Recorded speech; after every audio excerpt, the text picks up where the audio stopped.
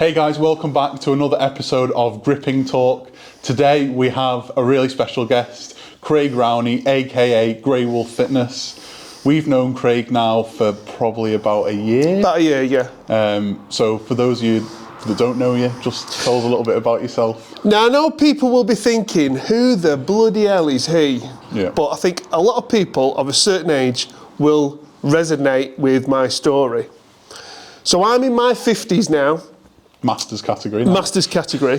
So originally, I was a little chubby kid and I saw Rocky IV at the cinema.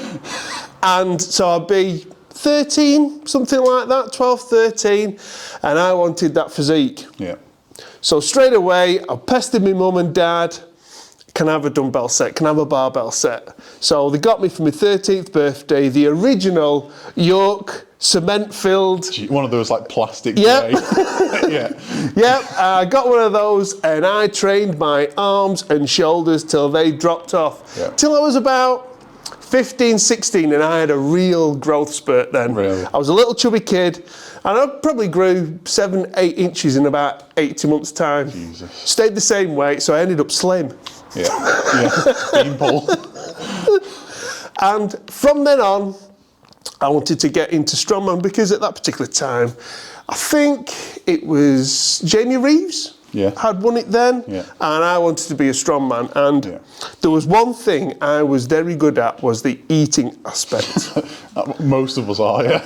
Some strongmen, they suffer with the eating aspect, and my wife will tell you within, I don't know, by the time I was 21, 22, I was a bit like Eddie Hall when he said what age he wanted to be that weight. Yeah. So at 21 he wanted to be 21 stone, at 22 he wanted to be 22 stone, and I was getting that way. So I was about 22 stone, and I had a bad fall at work. Now, this will reoccur me not being able to stay on my feet at work. I've had a few of these, and I got a bad knee injury. Rehabbed it, got okay, but when you can't deadlift and you can't squat to how you want, especially for strongman, they are the two bread and butter lifts. And eventually I got the surgery on it. Everything was fine. I thought, yeah, I'm back on track now. And about 3 weeks later, I got the biggest perineal abscess on my arse you have ever seen in your life. And they had to cut, it was about an egg-shaped size abscess out of my, it was right near the, it was right near the action hole. Just where you want it. So yeah, so I mean if I bend over it looks like Mr. Magoo looking back at you. She's laughing, the wife's laughing. So that took me a couple of years to get back to where I was being able to deadlift and squat. But in the 2 operations, my blood pressure was sky high. Yeah. Because of the size of me. Yeah. And on the knee operation, they were a bit iffy whether they were going to operate. Right. But I needed it done. What were you, like 22 stone? I was about 22, 23 stone at that particular time. And they were a bit funny about operating. They did the operation though, and with a perineal abscess, if they didn't operate, I would have been dead. Yeah.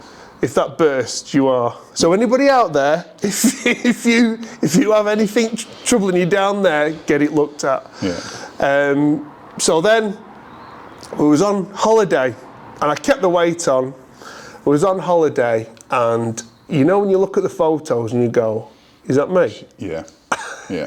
So then I had the mission of a year later, I wanted to do a bodybuilding show. So it took me a year to lose around 100, 120 pounds to compete in bloody hell. In a bodybuilding show. Did that. What was your main sort of? At that particular time, it was a proper bro diet. Yeah. Chicken, rice and broccoli. Yeah.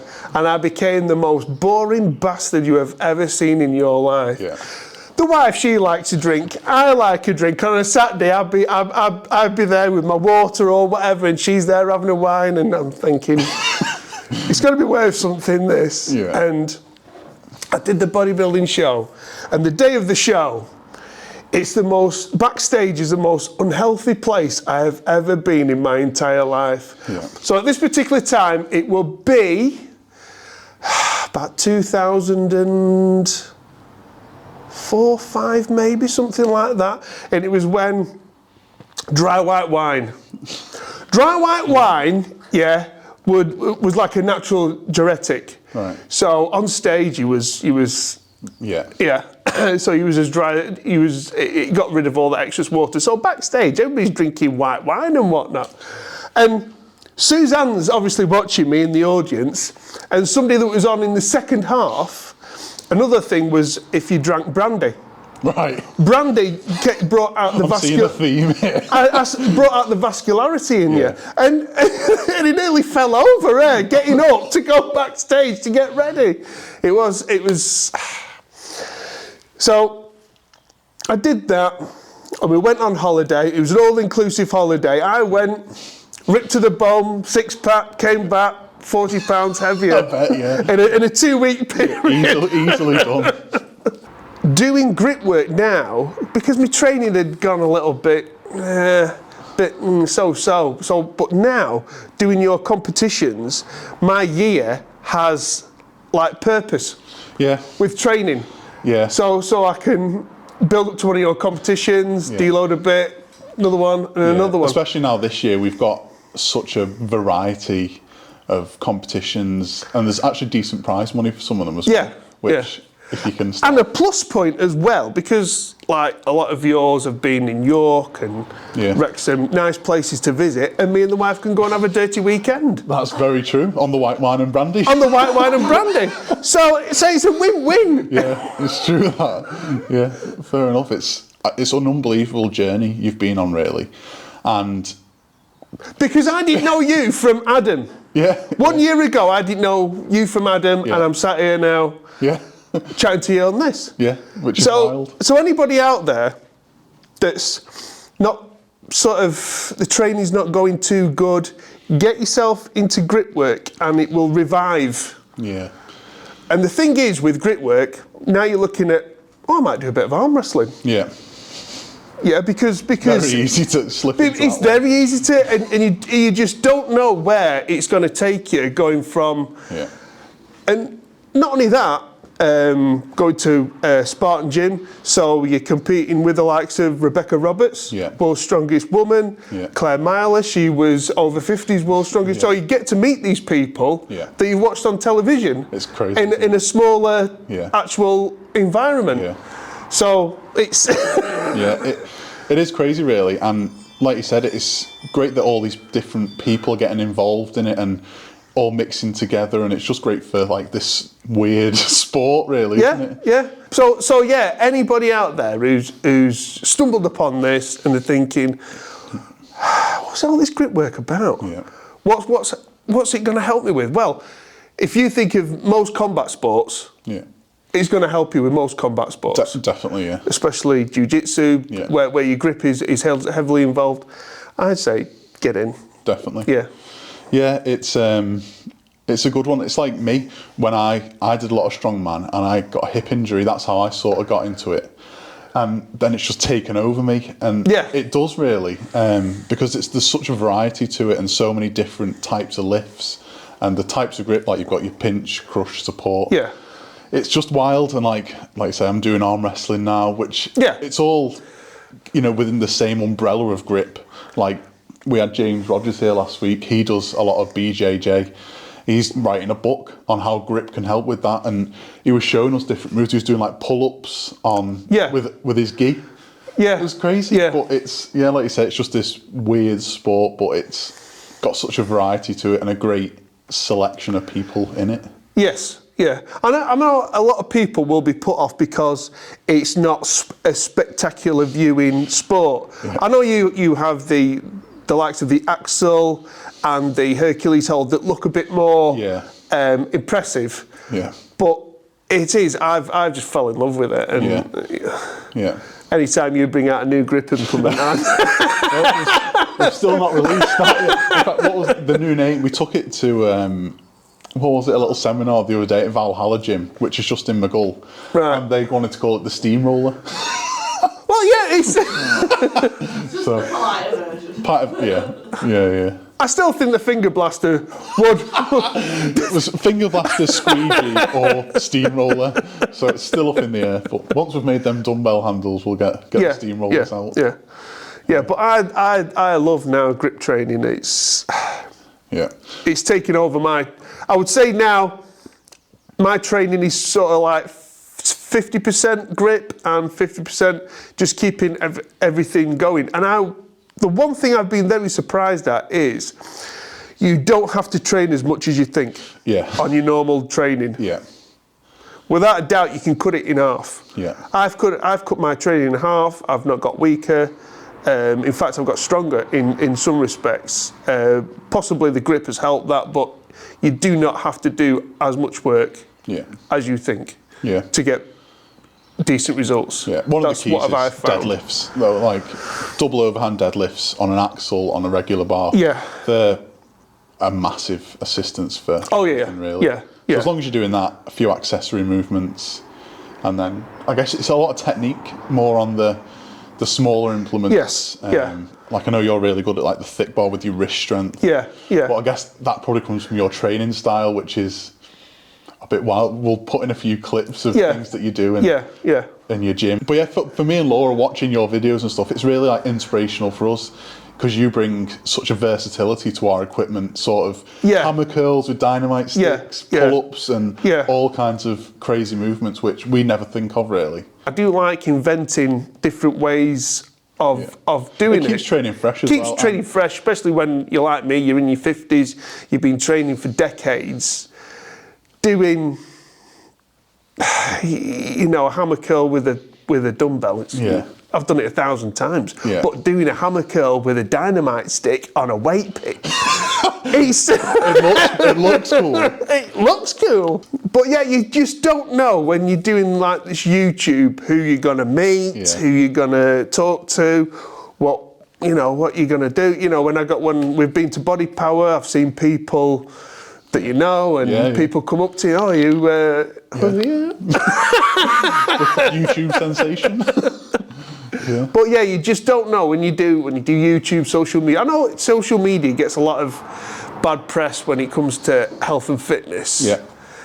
But I think the things that you can do with it outweigh the bad things. Like you say, I would not have known you. That's it. If social media hadn't been around. Well, that's it. It's the same with a lot of people. Like, we're not the best on social media, but we meet so many great people on there, and it's just good to see people using the stuff. Like I said, like yourself, you're doing all these weird and wonderful movements and getting into it, and just seeing how consistent you are with training. Because I'm not the best at consistency, but seeing you training and doing all these things, I might try that. I'll give it a go. And it's great for me. So seeing all these different people do it is just really, really cool. And like for yourself, you get mixed with strongman, and probably strongman was your original passion. And you can now bring strongman into this and that's it. Kick their ass. Paddy's been some of them, but like Paddy, he's been so good for it. He's been. When did we meet Paddy? 2021 maybe. We just met him at a random strongman competition. This crazy young farmer guy, and he was proper into grip, and we were like, "This is great. Do you want to become like an athlete of ours?" And then since then, he's just skyrocketed. Obviously, competing at Giants Live now and everything. But he's been great for growing grip within strongman as well. Just bringing awareness of how important it is, really. So in the Herculean hands, are you doing a masters category? We're basically working on a web app now that's a lot better leaderboard system. So we want to store the top 10 lifts for every weight category, masters category, junior category, because people want to see what other people are lifting. It's all right if we have first place is this, but what about second, third, fourth? You see that's my point as well. So if you're watching this and you're in your 50s, like me, you're thinking I can't compete with. You do need to have like like a level, I'm not going to say a level playing field, but something to shoot for. Yeah, you do. Yeah, like I want to get 5th place in the next 6 months. Yeah, yeah. You're Just very creep up. competitive in your weight category as well, so You are. you can place in your weight category and in the Masters. Yeah, yeah. The dad pod category, that's what I call my category. But yeah, because like I'm thinking, I'm old enough to be your dad here when I'm competing. But if you have that over 50s, I think you've got an old, I did say over 70s? 50, 60, 70. Yeah. Yeah, that I don't think we're... Nigel Yeah. is Yeah, you want it so they can shoot for... That's it, yeah. For something. But like I say, you're now at sort of the forefront of I'm going to say a grip revolution. Without knowing it, you sort of revived my trainer. I mean, I sent Laura a message on Christmas Day, something like that. Yeah. Thanking her because she has revived my training because it was really going nowhere really. Stale. It does get when you've been training for decades, you do get stale. And I thought about doing a strongman, but because of my job that I do, it's manual lifting. If I get an injury, I don't. This is the issue with a lot of strongmen now. Like I know Tiny, who's 160 kilo giant. He did a lot of strongman, but it's the injuries. Yeah. It's ruining your health, and Yeah. I guess just keeping it sensible in the gym and finding something like grip to get into. Yeah. It keeps you going, doesn't it? And without a shadow of a doubt. And now, sort of like I say, you do the grip work and you're thinking, I could do arm wrestling. When you get bored of grip, we'll get you on the team. Yeah. So now I'm looking for the Gods of Grip Arm Wrestling Championships. There you go. But yeah, I've really enjoyed my journey so far into grip. Yeah. It's been a blessing. Cool. So thank you. Right, well, let's do some lifting. Yes. You ready, babe? Is it all good, YouTube? It is. Mate, and welcome to Grey Wolf Fitness. Now you've said the title, and you Sue's put it up. What's the title, Sue? What's the title? I said don't laugh. All right, guys, so we've set up a little medley of Thomas Inch style lifts here. Craig is really strong at thumbless lifts and like rolling handle and stuff, so I thought it'd be good for him to try out one of our new products, the Thomas Inch dumbbell trainer. So here we've got just a mini Thomas Inch dumbbell. We've got the OmniGrip Thomas Inch dumbbell trainer, the new loadable Thomas Inch dumbbell trainer, and then just the standard axle thick bar. So one of the main difficulties of lifting the Thomas Inch dumbbell is combating sort of the rotation of the globes when you're lifting it. When you're lifting the inch, it's always trying to rotate out of your hands, which is what people find really difficult to lift. Whereas if Craig lifts this regular thick bar, yeah, there's no problem in that at all. But then when you come to the Thomas Inch, yeah, it wants to naturally spin out your hand. yeah, So you've designed two implements to replicate that. exactly. So originally we made the like OmniGrip Inch trainer, which is really good for getting that rotation. It is really good. Have you had a little try on that? So what you need to do is, because obviously the handle is offset, you need to have your handle sort of at a 45-degree angle. Yeah, that's it, yeah. Yeah, you can feel it wanting to spin out your hand, like with the Thomas Inch. So now we've gone one step further. You've gone that one step further. However, when you're looking at a weight pin, obviously you're only going exactly from there, aren't you? Whereas this really does replicate. So again, you sort of wanting that handle at a 45-degree angle to. Yeah, nice. And that is the same weight as that, and that 23 kilos. That is harder to lift. Yeah. Than the actual Thomas Inch itself. Yeah, it's sort of the aggressive rotation of it. The handle is exactly the same width and diameter as the normal Thomas Inch handle, so it gets you comfortable holding it. And you can adjust sort of the positioning. So the higher it is, the more it's going to be on your wrist, and the lower it is, the more it's going to be on your forearm. But it just peels. It does want to spin out your hand. Yeah. More than I would say the Thomas Inch. So if you get that right, I would say a 40 kilo lift on that. Yeah. You're going to be right up there for lifting the gold standard on the Thomas Inch, which is the 78 kilo. Yeah, definitely, yeah. Right, are you ready to test your grip? Yes, go for it. Come on, let's get this. Have you used one of these before? No. Right. Basically, it tests out your crush grip. You just squeeze it as hard as you can. It'll give you a score. We'll do your left and right and put you on the famous Top Gear grip board. Right, okay. Well, let you have a go first. Let's Pressure. Right, okay. You just want to watch the technique, don't you? Yeah.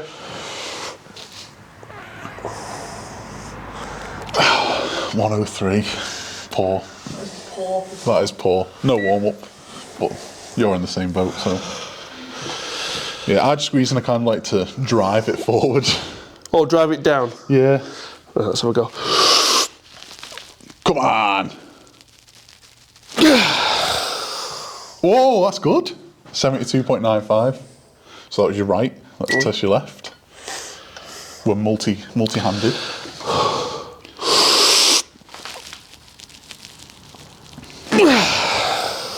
Oh, 67. 67.7. That's pretty consistent. I've gone in cold there. We'll put that, you know, like I'm the age. Yeah, the over 50s. I want a separate board for the over 50s. Yeah. All right, so next up, we've got the 80mm Saxon bar out. I don't think you've used one of these before. Never used it. A great challenge and a real staple event in grip competitions around the world. So I'm looking forward to seeing what you can get on this today. We've got 40 kilos loaded, so that'll be 60 in total. Will it? Yeah, 60 kilos in total, straight in. Let's have a look. Let's have a bit of chalk first. Is there some? Of course. More chalk, the better.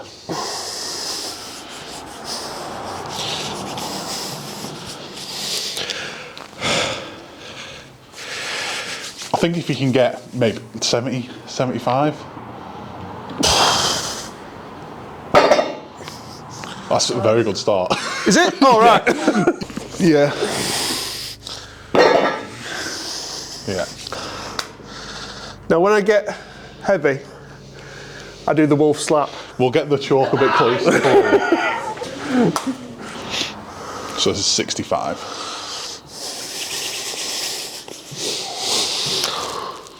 Yeah, come on! Yeah. Nice. Good. Yeah, I'll go to the 5 here. Yeah. So what's your personal best on this? I think I've done 95. Not the best. My little pea hands. Right, let's see what the old man can do anyway. Yeah.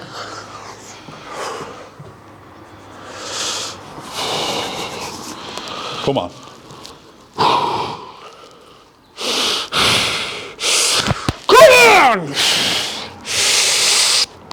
Come on! Go on! Yes. Perfect technique. Even got a bit of wrist engagement as well, which is key for this. So the wrist, so pushing the wrists. Yeah, just flexing your wrist in a little bit just helps further engage your forearms, which is going to give you a stronger squeeze on the bar. I'll go for 2.5 kilos either side. See how we. This is 75. So it's reasonable. That's good. I'd say that's good. Well, it's definitely a master's record. Come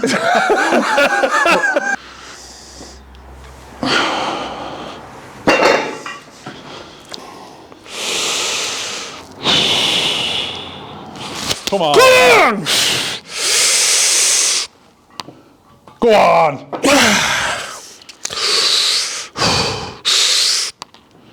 No, that's mine. Defeated for now. Defeated for now. Yeah, but it's a tough bar, the 80mm. Yeah. You'd get a lot more on the 2.5, but it's more of a challenge, isn't it? Bit of fun. Yeah, bit of fun. Well done. What do you reckon? Get that on the list, love. Right, so one last question. If you could give your 16-year-old self one piece of advice, what would it be? Stay in school. Yeah? It really would be. Yeah. Anybody that thinks that they can just come out of school and do whatever they want, no. Yeah. It would be to stay in school.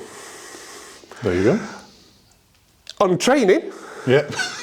my biggest thing would be don't rush your early years of lifting. Yeah. Because I ruined my lower back Yeah. going for massive deadlifts between the ages of 16 and 20. Yeah. Do you know what? That is actually a massive thing nowadays. People so young getting into lifts, even like abusing steroids and just going completely overboard straight away. It's a massive thing and it ruins you for the rest of your life. Don't PB on too regular basis as well. Yeah. I've seen so many on TikTok where young lads are PBing most weeks on trying on deadlift, and I would say every 3 to 4 to 5 weeks PB, not every week. Yeah. Great. All right, thank you very much for coming. It's been an absolute pleasure, Tom. Cheers. Right, thank you everyone for watching and we'll see you soon.